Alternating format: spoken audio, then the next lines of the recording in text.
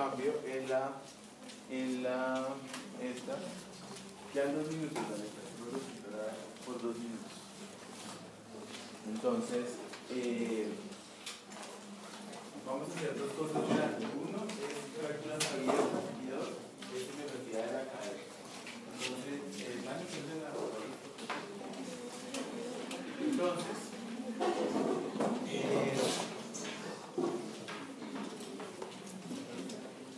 ¿en qué quedamos en que era una fractura, doctor? La fractura es una lesión del tejido blando que también compromete el hueso. Es una lesión de los tejidos blandos que comprometen el hueso. Entonces, ¿qué es una fractura abierta, doctor? En las cuales queda expuesta la superficie del hueso, más o menos, porque aquí usted se puede hacer una herida acá, se pone el hueso, no está roto. ¿Qué le faltaría a su dispositivo?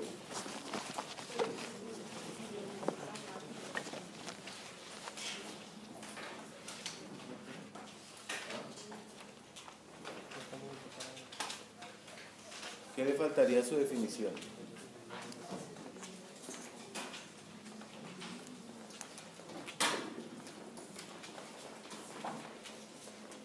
A ver, Rivero.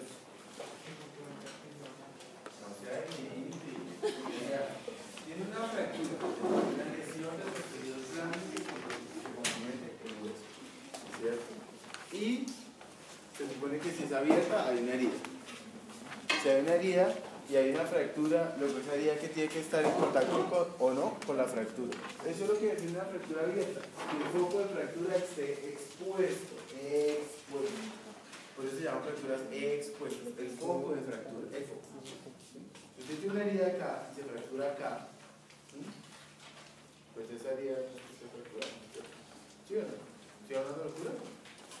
Entonces, ¿cuándo se desarrollaron los principales componentes de las fracturas abiertas? Sobre todo en las guerras, sobre todo en la Segunda Guerra Mundial.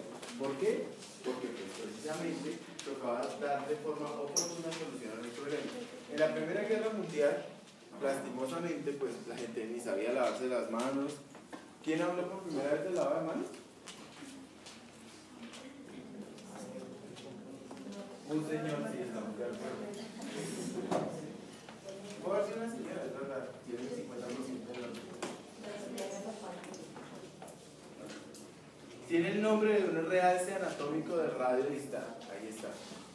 Súper fácil. ¿Cómo se llama el tubérculo que existe en el dorso del radio distal? Bueno, ustedes quedaron conmigo que iban a estudiar anatomía, ¿eh? ¿Luisfran? No, ¿cuál Luisfran? ¿Luisfran? No. ¿Dónde queda la articulación del Luisfran? En el pie. Entonces, a no ser que la persona camine de pie, de manos.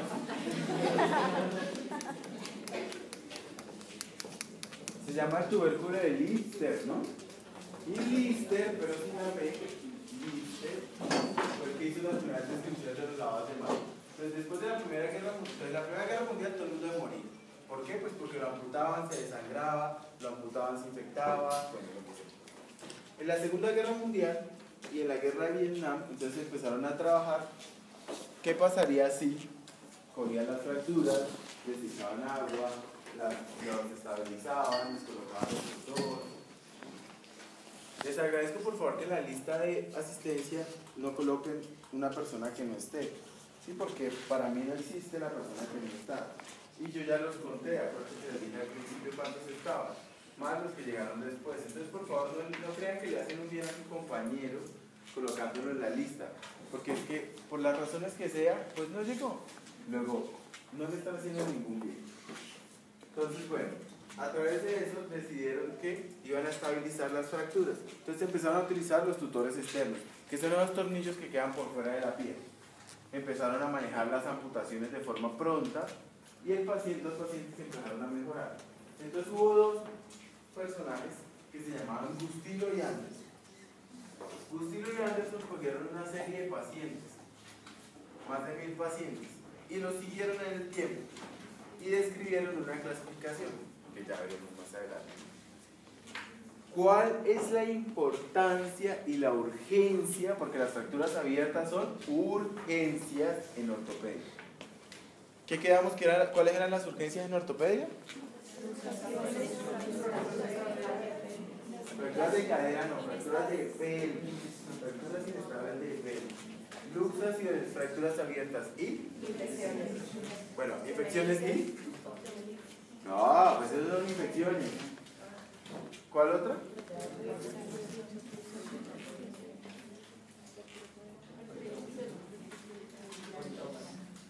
Artritis séptica, ¿no? Artritis séptica. Esos son infecciones, señora.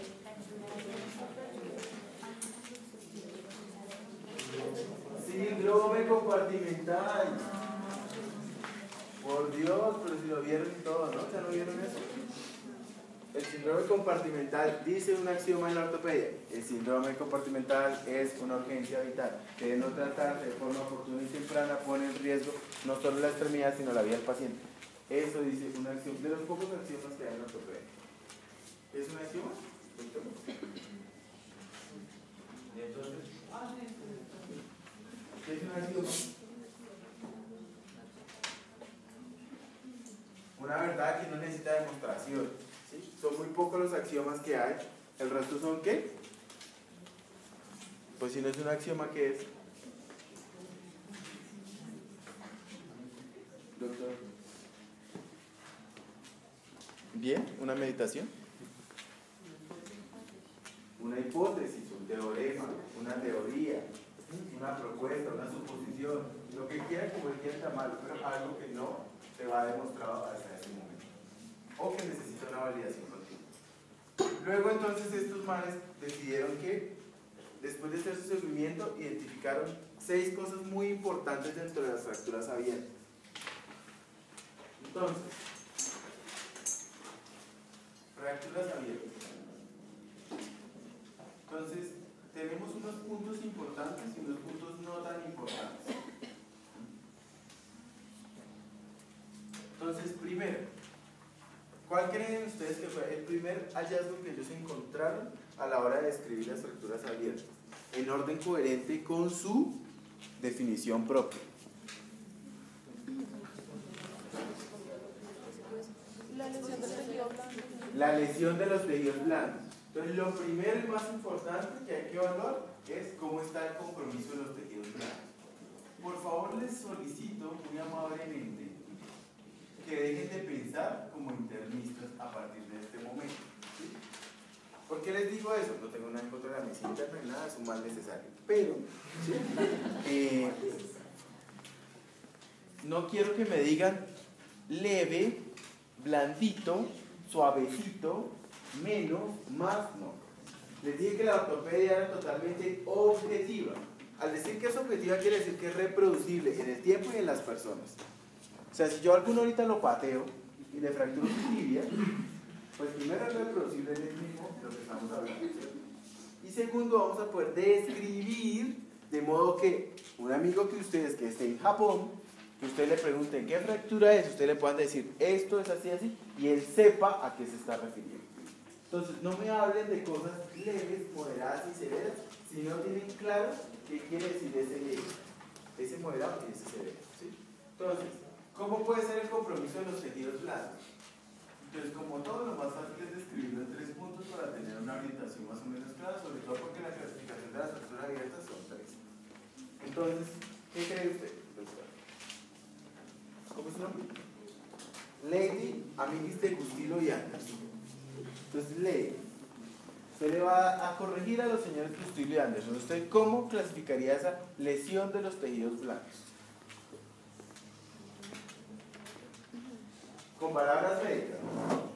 No me vaya a decir golpe.